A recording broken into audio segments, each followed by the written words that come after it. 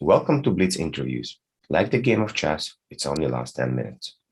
I have a pleasure to talk to Ravid today about a very interesting problem, how we connect cloud, development, security folks, people that actually doing operations, what can be done, and what's the problems right now. Ravid, can you tell me about yourself and what do you do day by day? I'm Ravid. I'm co-founder in Seemplicity and chief product officer. We usually talk with many of our customers and with many of our friends in the security industry, and we talk a lot about how they can scale their day-to-day security activities. And what we have found out is that many of these organizations has multiple tools that identify, security gaps, vulnerabilities, misconfiguration, application security issues. Each of these tools is different, covering different aspects of the security stack, have different score, different rating. It's funny, but there is one thing which is common to all of them. The thing that is common to all of them is the fact that the security team cannot fix any of those. The people that can actually fix those are, the IT, the development guys, the operations guys. And the security team are busy all day on getting the problems to the people that actually can fix them. And all those processes of getting them to the people that can actually fix them are very manual, sometimes broken, people not looking on the same list. And in general, create a lot of hassle, coordination meeting, escalation meeting, just because of the fact that, the organization doesn't look on the same list of issues throughout the entire organization. These are the kind of hustles that we hear from our customers. Cloud by itself changed the way we operate. I remember we used to do cabling, patching, deploy servers. So a lot of people that made money and help companies in the same way. In this way, in cloud, we now go into scripting. Everything is automated. Everything is different. So the problems are different as well. Why do you need to get to the point that I need to wait to see the problems? Why cannot fix the problems before they go to cloud? So it's very interesting. In more traditional data centers, there was a separate team responsible for networking, a separate team responsible for servers, a separate team responsible for application. In today's modern environment and in cloud native environments, there is, one team which has a full stack responsibility from the ground up, from the infrastructure through the images to the application. But the security tools are actually still separated into the different layers of the stack. There is a good tool for networking. There is a good tool for vulnerability management. There is a good tool for application security. But the people on the other side actually need to fix all of those. So getting different reports for each of them is actually doesn't help them. They need to get one report.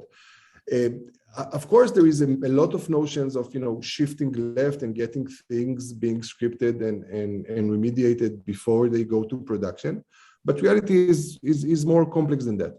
Sometimes there is a pressure of getting things into production. Some of the items are not as easy to fix. Some of the items are different when they are in development environment and they are in production environment. And therefore, there is a consistent need to make sure that the team responsible for the remediation see the full list of the entire stack of the security tools, not necessarily related to the capability of each of the tool or the way that it scanned and identified its problem. Just one list of all the remediation items that need to take place in their environment or under their responsibility. Do you see the people that are doing development are now responsible on more security and maybe need to fix some of the problems you mentioned? It's funny. One of the people that we talked with actually told us, guys, we gave our developers responsibility for everything. They're responsible for everything from system to networking to application development, but we never gave them the keys to be responsible to security.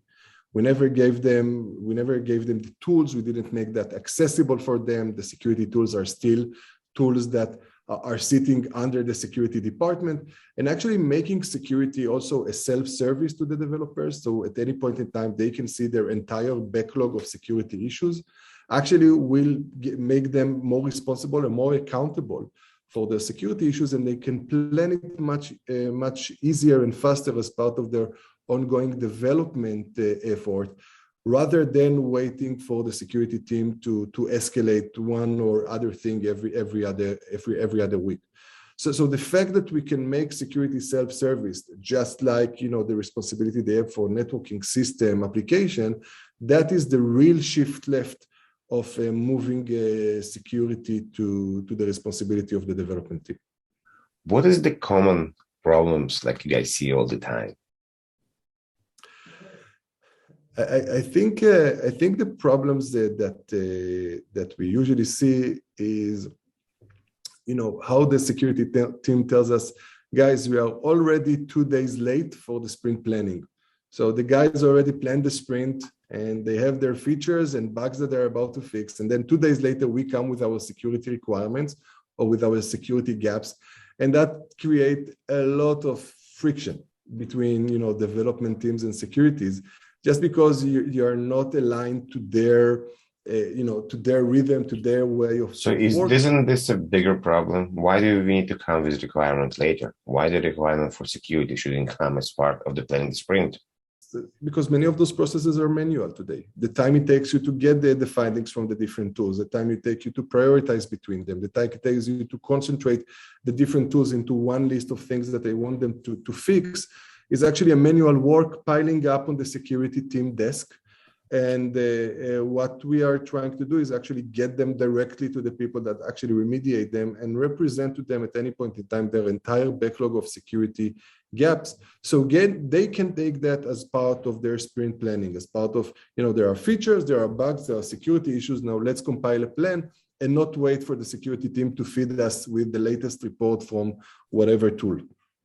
Do you think it will be easier in the future if teams will use more native tools from Azure, AWS, or GCP, or it doesn't matter? It's a good combination of native capabilities and let's call it commercial or non-native third party. Yeah, I think there is a good combination there of better understanding, what is your requirements and where you can fulfill that with the native capabilities, and where you can fulfill that with more commercial tools. I think the important thing here is that organization should become more agnostic to the tools that they have. So the processes shouldn't change because they have replaced one tool in another. So if they decided to start with a native capability and they find it not sufficient and they are moving to a more superior one, their process need to remain the same. The guys on the other side, the development guys, the IT guys, shouldn't change their processes just because the security team has changed their tools. And I think that's the main thing that organizations should look at. They need to be less agnostic to solutions, and this way they can mix and match them in the organization. So on very sensitive part of the organization to put one tool, and on less sensitive to put another tool or to use native capabilities. And I think that what prevents organizations from doing that these days is the fact that each of them requires different process and have different capabilities of integrating to other systems in the organization. If you will be able to be in a position that the processes continues the same way, no matter what is the scanning tool below that, I think that will allow organizations to better mix and match their tools based on their needs and risk profile, and not just, integration capabilities.